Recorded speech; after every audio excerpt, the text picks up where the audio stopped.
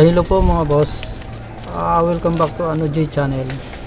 Ipapakita ko po ngayon mga boss sa video ko ito. Nagpupuro po ako ng wall na kung tawagin nila ay nabahaw na. Bahaw. Matigas na po mga boss. Ayan. Ayan. Matigas na siya. May 2 araw na to mga boss na hindi napuruan. Ngayon, pupuruan ko po siya, gagawin ko siya ang smooth finish. Papakita ko po sa video ko ito kung paano kung siya pupuruan ng smooth finish siya, yung technique po mga boss. Ngayon po mga boss, ay buwan ng December. Merry Christmas po sa inyong lahat, sa mga viewers and subscriber, at sa mga babago lamang po magiging subscriber and viewers. Merry Christmas din po at welcome po kayo sa Ano J channel. Okay po, sisimulan ko na po yung pagtitimpla ng puro. So yan po mga boss. Ibubuhusin na to. Semento. Bali na sa second floor ako mga boss. Nasa andamyo. Medyo mataas. Gumagalaw po yung yung camera ko kasi nakatungtong lang yun sa andamyo. Ngayon po mga boss, ang gagawin dito, ibababad to puro na to.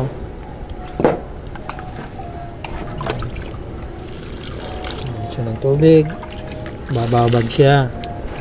Pagkababad na yan mga boss, yung pader naman po yung babasain, bababad rin yung pader ng wall. Saka siya fill up dun sa wall. Papakita ko naman po pag papahid na ako.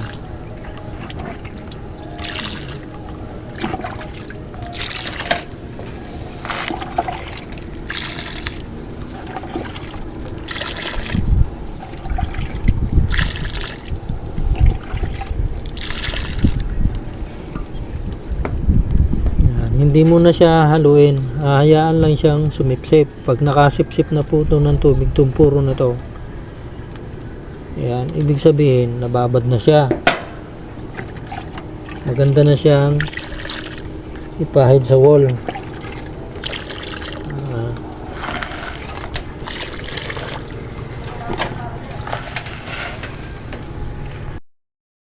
Susunod mga boss ay habang binababad ko yung puro, ito naman pong wall babasain. Yan. Yan po mga boss, napakagaspang na. Ngayon pag napuruan ko to, magiging smooth finish na yan. Yan. Ibababad ng wall sa basa. Pagka babad na po siya, hindi na siya sumisip-sip ng tubig, pwede na po siyang lagyan ng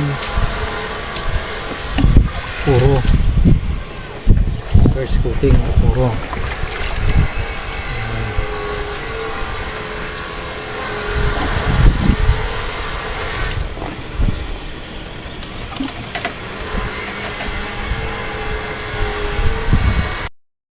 Ayan po mga boss, nakita nyo naman po yung puro. Ito, kumbaga puro tubig na siya, nababad na siya. Ibig sabihin maganda na siyang ipahid sa wall. Pwede na po yan. Siguro mga 10 minutes po siya nakababad yan, 10 o gano'n. Yan, babad na po yan. Yan, kumbaga nakasipsip na lahat siya ng tubig. Ngayon napakaganda na nitong ipuna sa wall, lalo na kung ang wall ay mainit yung araw. Buti nga po ngayon malamig yung panahon, hindi ka aapurahin yung semento. Ayan.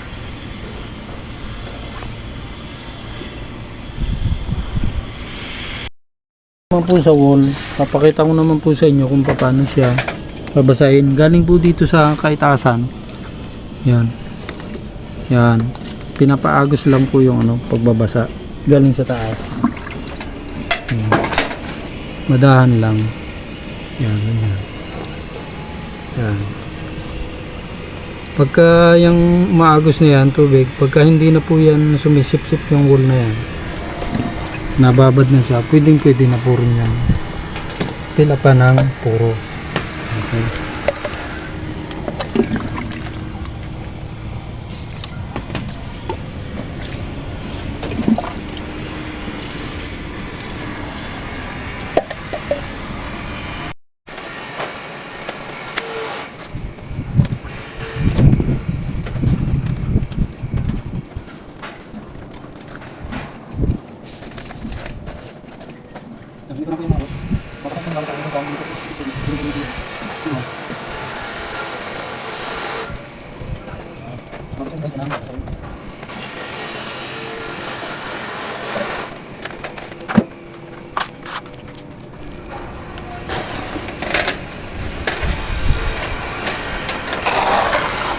First coating.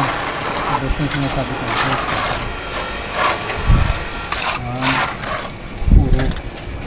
Purong simento.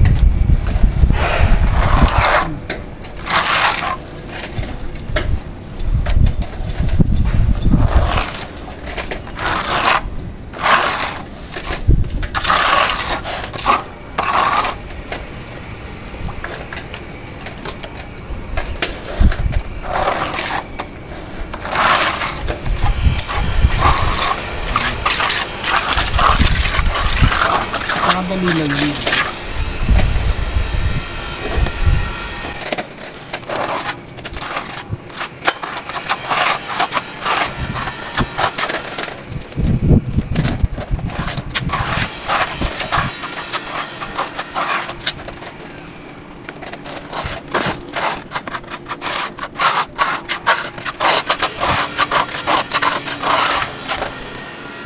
Babat na babat yung puro dito. Ayaw.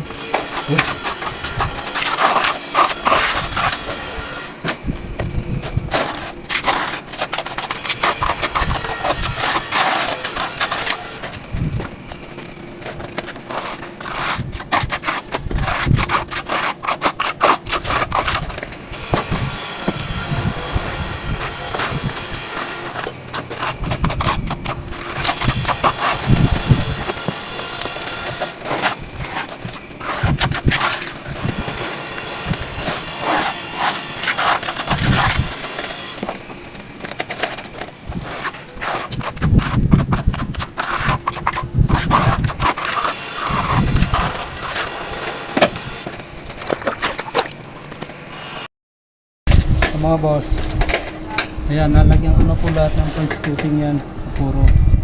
Ngayon, ipipress muna tapos ilagyan ng pangalawa.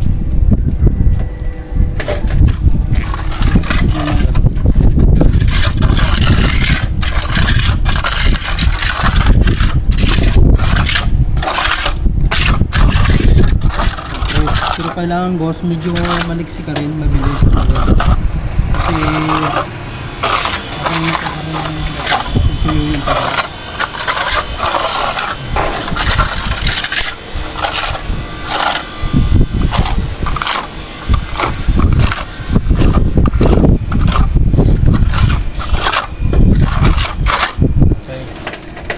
ngayon, pangalawang coating na ng buo.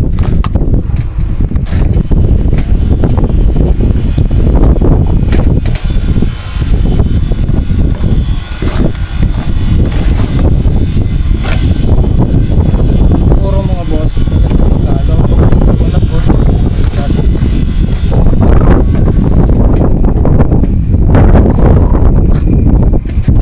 Hinago.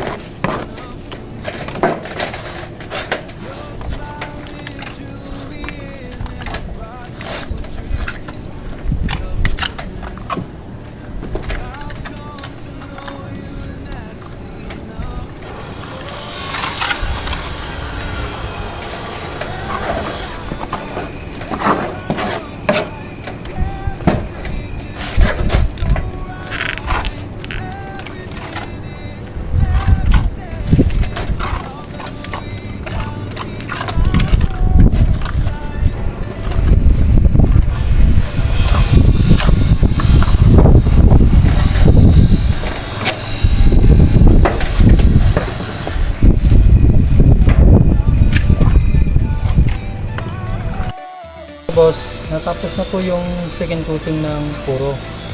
Ngayon, smooth na siya. Magiging smooth pa siya kung ipipress ulit siya ng ng kabilang bakan. May hawakan na foam. Sasawsaw mo sa tubig nakalagay sa timba. Ito mga boss para maging smooth yung install ko.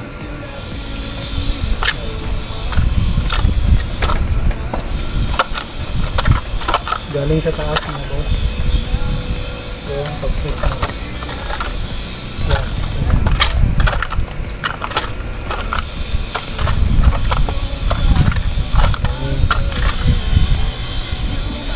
Tapos yung mga buhangin na kumakalso, tatanggalin na lang po ng daliri sa isa.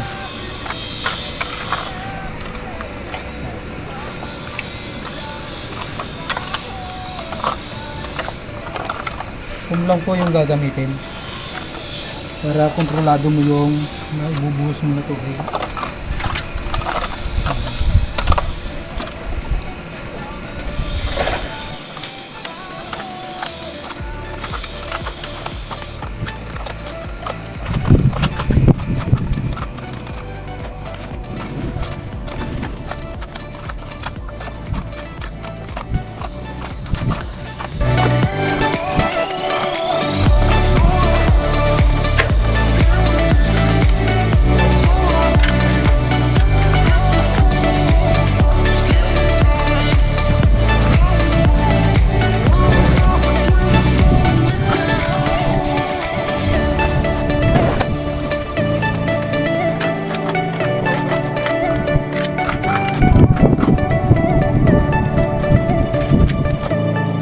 Sunod naman po mga boss, pagkatapos kong ma-press yan ang kabilang bakal sa tubig, ngayon malagyan na siya, natutuyo-tuyo na siya, pwede na po siyang hagurin ng foam.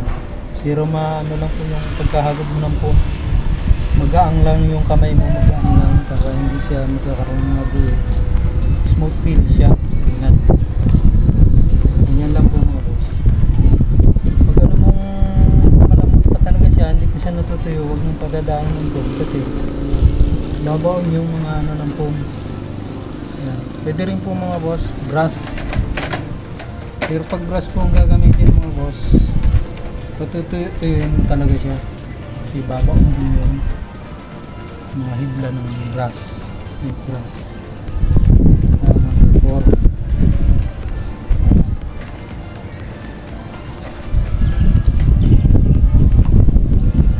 Dati kanina magaspang to mga boss, diba? Pinis na to.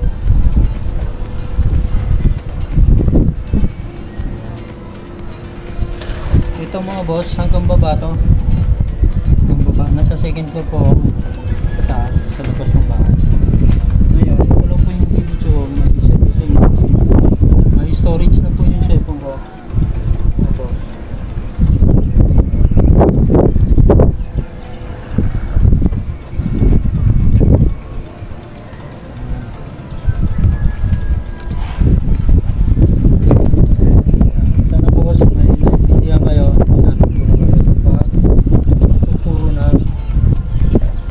Batada na matigas na bahaw bahaw yan Amazon na puro sana po matutunan ito yan. Kaya na po ay marunong na thank you for watching boss.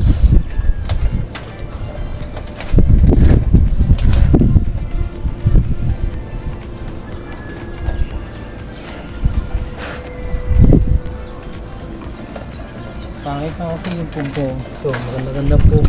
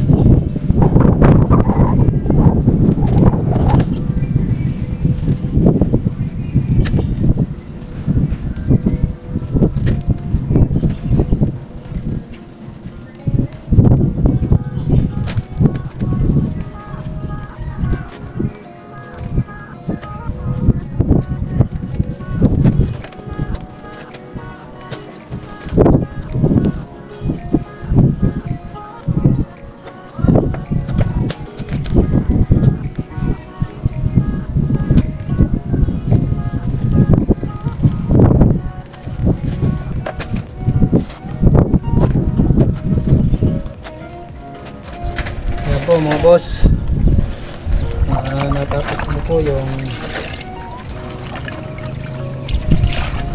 pag-vlog sa pagpupuro ng bahaw na paletada. Sana po may natutunan kayo. Thank you for watching.